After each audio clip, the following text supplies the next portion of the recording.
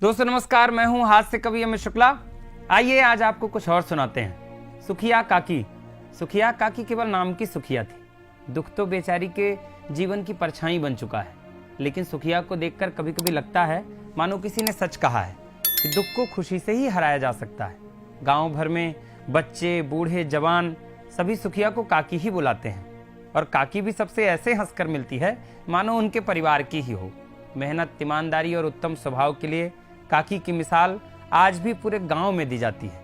पिछले कई वर्षों से काकी गांव के संपन्न घरों में छपाई, लिपाई, अनाज बिनना, दाल बरी का काम करती थी, और फसल कटाई के समय खेतों में गिरा अनाज बिनती थी। किसी के यहाँ मांगलिक कार्यक्रम तय होते ही तुरंत काकी को सूचना और जिम्मेदारी दे दी जाती थी, मानो सारी व्यवस्था उसी को करनी हो। काकी भी उस दिन से सारे गांव का काम कम करके उस घर की व्यवस्था में यथासंभव जुट जाती थी। यूं तो काकी स्वाभिमानी बहुत है, लेकिन कहते हैं कि मजबूरी प्रायः स्वाभिमान की परीक्षा लेती है। काकी को भीख मांगना कभी भी पसंद नहीं था।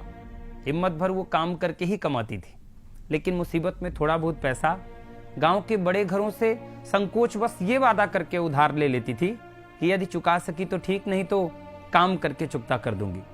काकी को सहजता से कोई मना भी नहीं करता था, क्योंकि आज नहीं तो कल सबको काकी की जरूरत पड़ती ही थी। घर की मालकिन बहुएं भी काकी को स्वार्थवश किसी चीज के लिए मना नहीं करती थीं। समय बदला।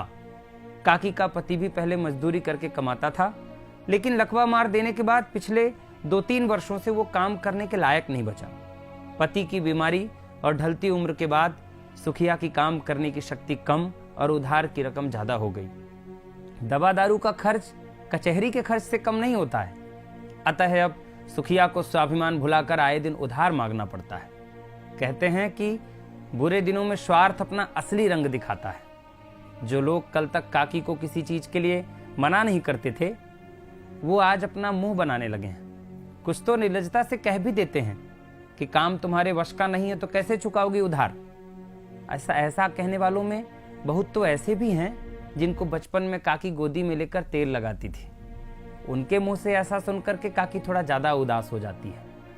इन सब के बाद भी काकी की मुस्कान धूमिल जरूर हुई है, लेकिन समाप्त नहीं। किसी से मिलने पर क्षण भर के लिए अपना सब दुख भूल जाती है, लेकिन आज बरसों बाद काकी जमींदार के आंगन पर कुछ ज्यादा ही उदास बैठी है। त्योहार में घर आई बहन बेटियों से हाल समाचार पूछ रही है।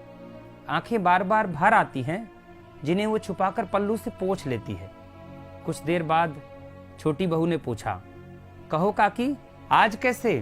काकी संकोच में, अरे वो कुछ नहीं बहुरिया, सोची राखी तीजा में सभी बिटिया बहू आई होंगी तो मिलने आ गई। तभी जमींदार की बड़ी बेटी ने पूछा, काकी बेटे की कोई खबर?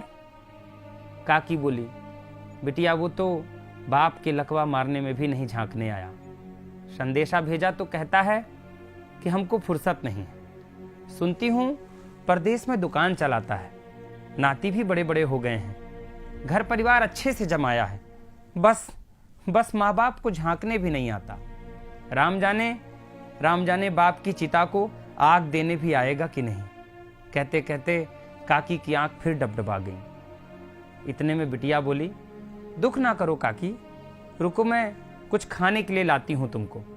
बिटिया का हाथ पकड़ते हुए काकी बोली, अरे ना बिटिया, आज तो हरछठ का उपवास है। सभी के चेहरे में सन्नाटा सा छा गया। काकी की ओर सब एकटक देखने लगे। इतने में मालकिन खड़ी हुई और अंदर से महुआ दही लेकर आई। काकी ने अधीर मन से कहा, उपवास में सच कहूं मालकिन, यही मांगने के लिए आई थी। गांव में 2-3 घरों में गई पर नहीं मिला, इसलिए आपके पास आई थी, लेकिन हिम्मत नहीं हो रही थी मांगने की। मालकिन हमेशा की भांति ये कहकर सांत्वना देने ही वाली थी कि नहीं काकी, ये तो तुम्हारा घर है। इतने में काकी फूट फूट कर रोते हुए बोली, मालकिन वो कपूत है तो क्या हुआ, जहां रहे भगवान उसे सुखी रखे। बस दुख इस बात का है कि उसकी सलामती के लिए भी मुझे आज महुआ दही भीख मांगकर पूजा करनी पड़ रही है। आप सभी को हरछठ यानी हल षष्ठी व्रत की बहुत बहुत शुभकामनाएं। बहुत बहुत धन्यवाद। आप सभी इसी तरह जुड़े रहिए। हम आपके लिए कविताओं के साथ साथ कहानियाँ भी लेकर के आते रहेंगे। कविता तो आप मंचों से सुनते ही रहते हैं, लेकिन इसी तरह कुछ कहानियों का और क्रम लेकर के हम आपके बीच प्रस्तुत होंगे। बहुत बहुत आभार।